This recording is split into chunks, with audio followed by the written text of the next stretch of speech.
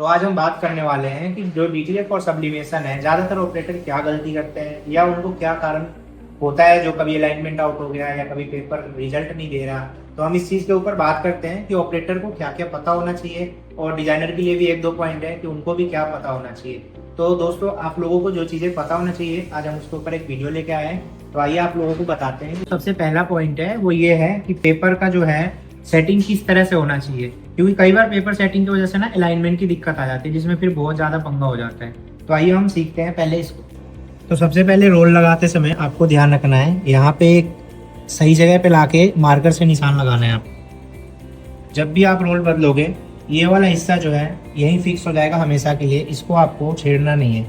और आपको जो दूसरा हिस्सा है वहाँ जो दिख रहा है उसको आप निकाल के रिमूव करके उधर से ही रोल लगाना है और उधर से ही निकालना है। ये हिस्सा आपका फिक्स रहेगा। उसके बाद सेकंड जो है वो आपको ये देखना है कि ये पेपर आउट तो नहीं है। जैसे कि इसमें देख पा रहे हैं ये आउट है। तो आइए हम इसको पहले सीधा करते हैं। एक बार क्लिप उठाइए, पेपर को ना हल्का सा राइट कीजिए, बीच में से हाथ रख के, बस ठीक है। अब आप देख सकते हैं यहाँ जो किनारा है ये मैच कर गया है। अब इसको हम वापस से क्लिप नीचे गिरा देंगे, लॉक कर दीजिए। तो ये प्रोसेस है, ये अगर आप नहीं रखते हो तो आपका अलाइनमेंट जो है वो आउट हो सकता है।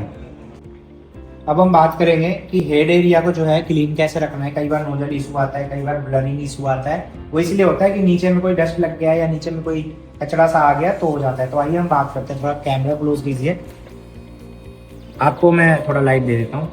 नीचे जो ये हेड एरिया है तो ये अपना हेड है। हेड के आसपास का जो भी ये प्लेटें हैं, ये जो भी प्लेटें दिख रही हैं, ये प्लेट हमारी बिल्कुल क्लीन होना चाहिए। कई बार कस्टमर गलती क्या करते हैं कि साइड में जो है ना इंक लगा हुआ रह जाता है, जिसकी वजह से कई बार जब हम चलाते हैं तो यहाँ पे इंक चिपक चिपक के आता है या फिर ब्लर इशू आ जाता है। कई बार देखते हैं कि अलाइनमेंट खराब लगता है लेकिन वो डबलिंग हो जाता है इंक की वजह से। तो ये था हमारा इंक का हेड एरिया। आपको एकदम मस्ट क्लीन रखना जरूरी है। अगर आप यहाँ पे क्लीन नहीं कर पाते हो, कुछ नहीं करना है, आपको हेड को लेके यहाँ आना है।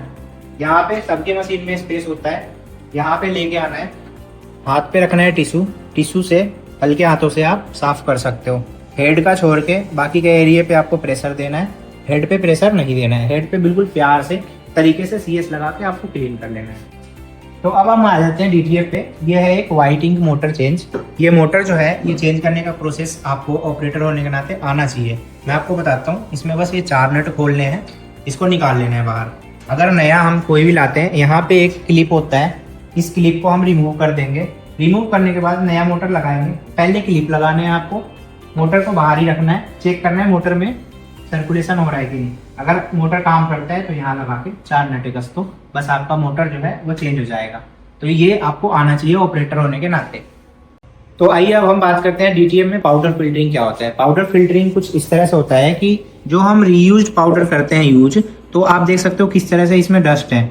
तो ये आपको सिर्फ रीयूज में नहीं बल्कि न्यू जो पाउडर है, जैसे कि यहाँ पे देख सकते हो आप डब्बे के अंदर, एक बार पाउडर का डस्टिंग दिखाइए।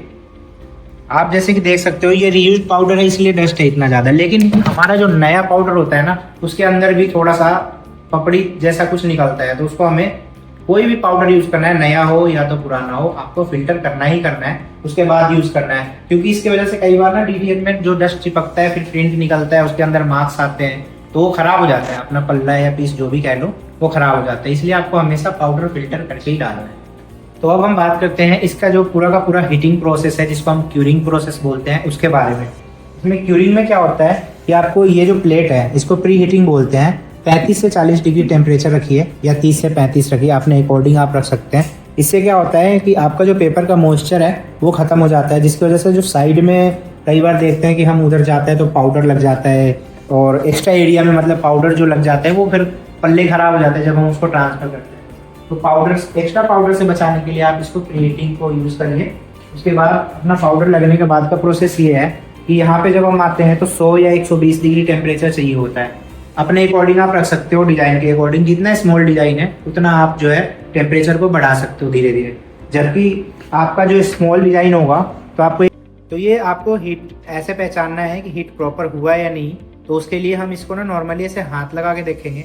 अगर तो ये पूरा प्लेन है तो आप समझ जाइए कि ये जो है आपका पूरी तरह से हीट हो चुका है, यानी कि पूरी तरह से पाउडर मेल्ट हो चुका है। अगर ये आपका जो है रफ हो रहा है, अगर टच कर रहे हो पाउडर छूट रहा है या कुछ हो रहा है, तो आप समझ जाओ कि ये प्रॉपर हीट नहीं हुआ है। आपको थोड़ा सा और टाइम देना है इसके बीच में। ये था हमारा पूरा का पूरा हीटिंग प्रोसेस।